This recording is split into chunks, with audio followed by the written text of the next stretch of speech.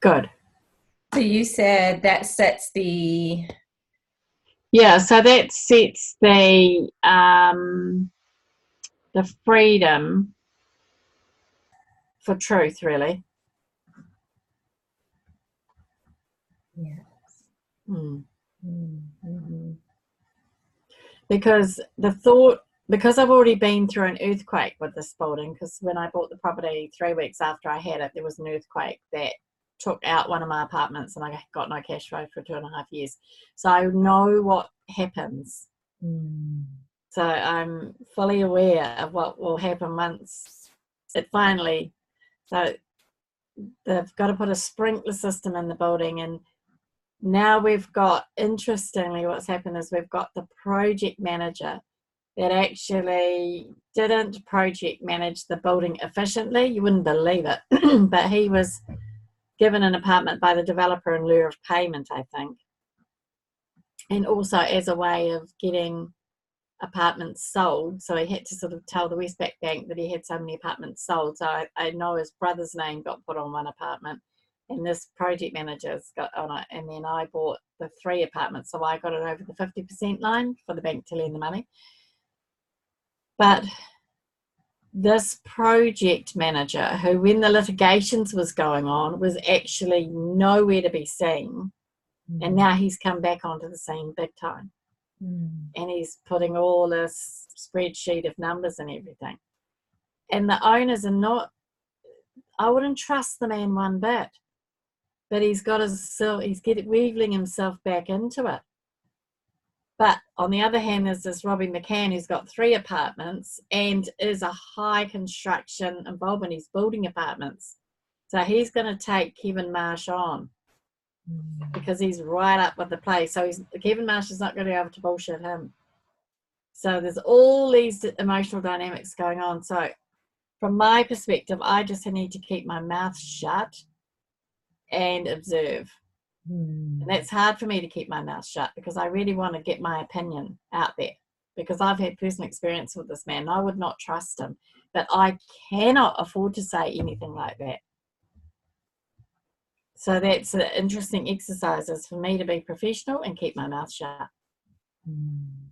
So that's a whole new muscle for me to exercise. Mm. Okay, and how are you going to ground yourself in that Mm, exercise? mm. Mm.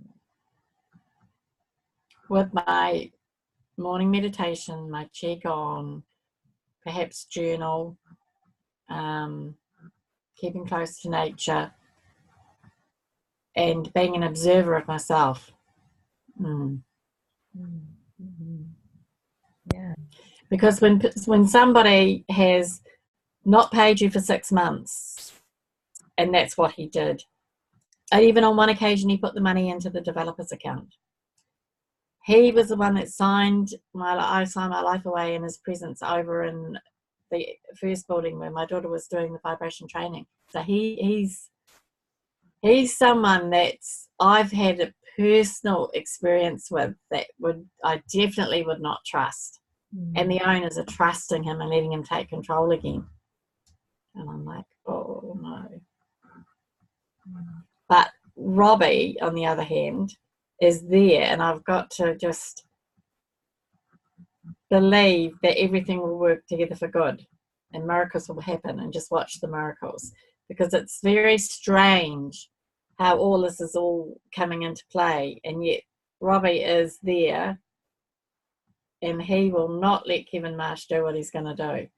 He will block him, and it's all going to take time. It's going to make the building be delayed. The building repairs are going to be delayed because Robbie will block things. Mm. So just from a life experience, just observing, because when you were doing the auditing work, you would have experienced a lot of emotion from people. So how did you manage people's emotions?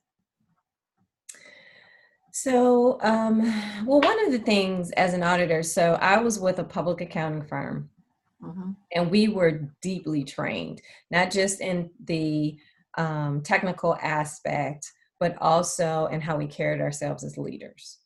Mm-hmm. And so we were very confident in what we had to do. And so as far as the emotions of it, there were few situations where I did come in contact with that, but for me, it wasn't a direct experience, meaning I was with the team whenever we had to present to the business owners or the executives or the leaders. So there wasn't a whole lot of direct emotions. Now I will say part of it could have been, and this is where you, Catherine, are in your being. We're spiritual beings having this human experience, right? And people would say that when I'm in the room, there was a different conversation than if I left the room. So there could have been a lot of emotions going on, but because who I was, for some reason, that energy just bypassed me. Right. Yeah. Okay. Yeah. Yeah. Does that help? Yeah, it does. And I think that takes me back to when my company was liquidated, and I didn't even get to meet the liquidators because the accountant, they wanted me to drive down Hawke's Bay and meet them, and the accountant said my little car wouldn't even get down there. And because it had been a 5-year process of me doing everything I could, asking everybody to help me, and no one would help me. And so I was pretty burnt out by that time, and to have to meet receivers and go through all of that conversation probably would have killed me. And they were really kind to me, the receivers. They didn't even insist that I come down, or they didn't come up. They just quietly wound up the company. But the interesting thing was that the meeting I had with the accountant and the Inland Revenue, there was 260,000 of GST to be paid. And because when the houses were selling, they were selling at such low price, there was no money left to pay the GST. And so they said they would work with me because the interest rates were 9.7. They were due to drop to 4. I could have worked my way through it. And they said they would work with me, but somebody in the system pushed some button and the company went into liquidation. And then I met with a lawyer, and I had no one to come to court with me. I was just there by myself. I asked, would anybody help me, but no one would help me. And she said, can you pay this money to the Inland Revenue? And I said, no. But what I could have done was I could have said, I had a meeting with the Inland Revenue and they said they were going to work with me. Can you please go back and find out who had that meeting with my accountant? My accountant was witness to it. And they need to work with me. I've got $10 million worth of property. I can't pay the money right now. The properties market's on the brink of moving, and the interest rate's on the brink of dropping. But I didn't say that. I just said, no, I can't pay the money. Because in that moment, I didn't have any more fight. I just didn't have any fight left. And I had asked so many people to help me, and I couldn't find anyone to help me. But see, it's so interesting because if I had made that statement, then possibly everything would have turned around. But then I would have still had a huge amount to manage. And I wasn't well enough after the 5 years of fighting. I didn't have the wellness in myself. But the thing about the spiritual component that we bring is extraordinary, because I don't believe it's by chance that Olivia's coming to the bottom of this building and doing her wellness thing in the bottom left-hand corner. I don't believe it's by chance that Robbie's come in. And the strangest thing was that when I was in Hawke's Bay, he happened to fly in a helicopter and land on the lawn of a really, really palatial lodge. It was just like a beautiful, beautiful, beautiful place. And we were all like, well, who are these celebrities arriving in a helicopter? And whose helicopter it was a man that we had done years and years of cropping with, because we owned about 4 or 5 farms up the coast before my husband died, and we had cropped with Kim Cranswick. When I look back, he was a trump key person after my husband died. If I'd gone to him and said, can you please help me, Kim? I can't manage all of this, I would be in a different situation. But I didn't. Nobody sort of came and said, I'll help you. How about we do this? Because the accountant died. The accountant died, the lawyer died, the guy who looked after the cattle died, all in the month. So, I mean, it's totally bizarre. So I do believe that I needed to learn the lessons that I've learned. And so the next step of lessons is for me to bring peace to this volatile situation, and trust in the spiritual component. And it was just like, this was extraordinary that Robbie would just arrive like this. And he wouldn't believe it either. And then he came up to where our family was gathered when they left and made a special point of saying goodbye. And then I videoed him flying up into the sky in the helicopter. And the backdrop was a big wave that the back of Tomato Peak is like all fossils and everything. It's a big wave, and it's a beautiful piece of landscaping. And so I videoed the helicopter going along there. It's an amazing video, and sent it to him. Yeah. So it's looking for the miracles, because there are miracles that happen all the time.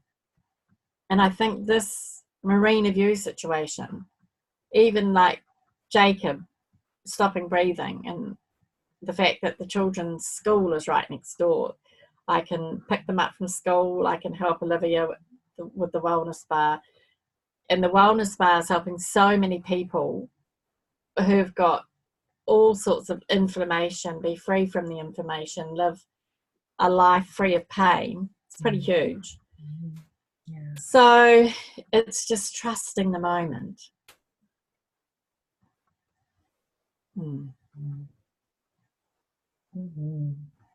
So this other man, who I do not believe is a true man, I have got nothing to fear, because there's something bigger than all of this.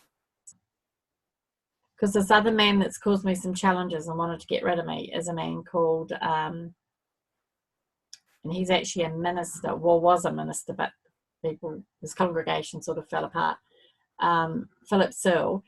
What Robbie did in putting the people on the building committee is they got together and they manipulated the votes, actually, got people to vote against this man and pushed this man out.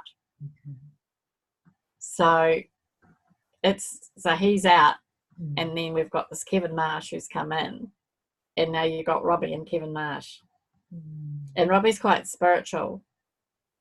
He's a very, very extraordinary entrepreneur, very, very, very wealthy. And you've got this man who's like a bit of slimy, like a sly snake, slippery. You never know which way he's going to slip. So I think it's, I've got to look at it like, well, how fascinating that I'm actually part of this and that I can observe it. I have no reason to get emotionally involved about this. I've got no reason at all to get emotionally involved. That's the key, is not to get emotionally involved. Yeah. And the trigger for me is the past experiences I've had with the man. It's very challenging for me not to be emotionally involved. So what will help you to dissipate that energy from the past, so that it's clear and free in the present? Yeah. Well, I guess things like the Ho'oponopono, I'm sorry, please forgive me, thank you, I love you, I forgive myself. That is extraordinary for me. Because Joe's added an extra one now, the 5th one. I forgive myself. That's the Ho'oponopono. And the staying in the present moment, the facts of the present moment. And doing my Qigong. That's why I think I've got this sort of like yearning to really start to explore Qigong, and then my meditation. Mhm. and probably journaling. So, and then there's just the normal things like diet and fluid, and then there's the acupuncture, and then there's the massage, the weekly massage. They're all the things that would keep me grounded. Mm. Mm. Mm. Yeah, yeah. Yeah. And breath, being aware of breath. The breath. Yeah, and then my yin yoga. So I've got plenty of resources. There's no reason for me to get emotionally involved with this.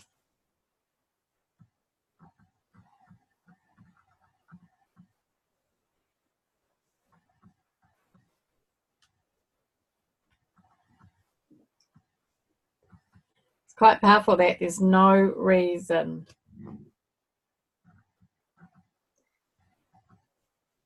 There is no reason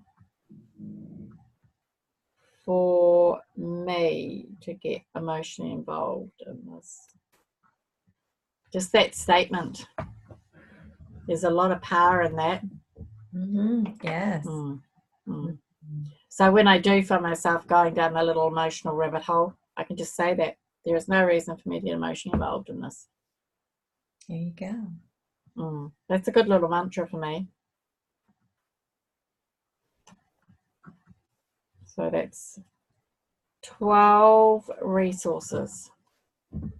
Ah, that Mm. sounds like more for your book. So this whole Yeah, experience, yes. yeah, yeah. So I've got to believe that this whole thing is a gift wrapped in sandpaper.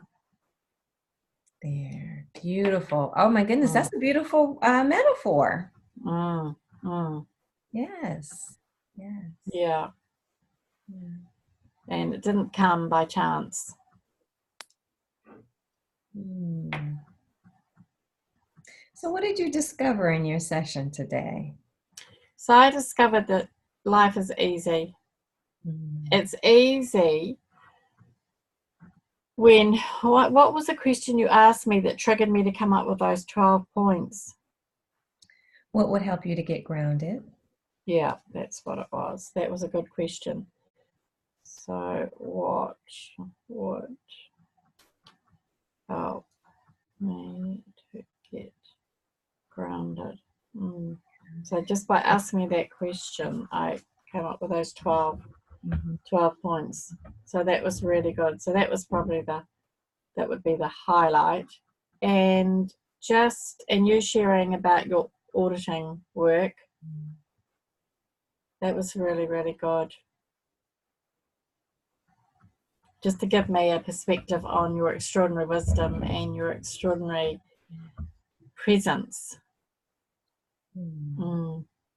Thank you. Thank you. Wow. So you have discovered quite a bit. Yeah. Yes. You have all these resources, this source that you can tap into.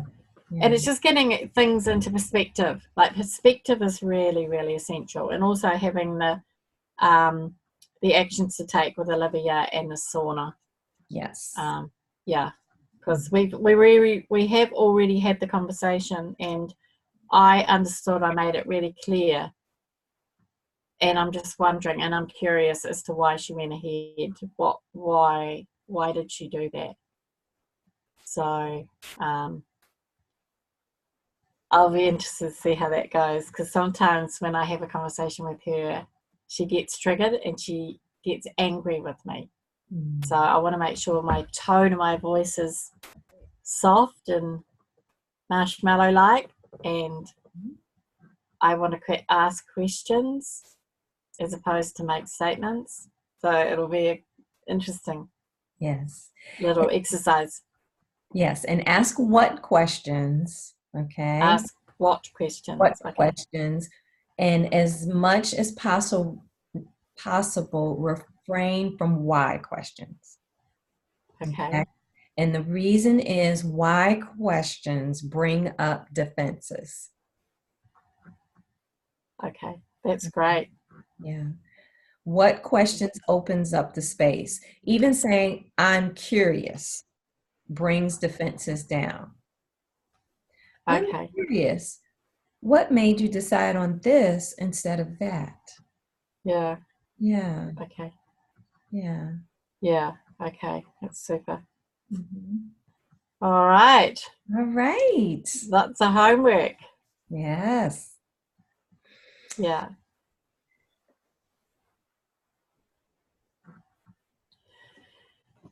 All right. Thank you so much for a wonderful session. You are very welcome, Catherine. Okay. Okay, so we will meet in 2 weeks. Yeah, that'll be excellent. Fantastic. All right. Thank you for your great wisdom. Yeah. Thank you for being a reflection of the greater wisdom that we're all a part of. Yeah, so delicious. It is. Yes. Well, lots of love again. Thank you, Gina. Thank you, Bye-bye. Bye-bye. Bye.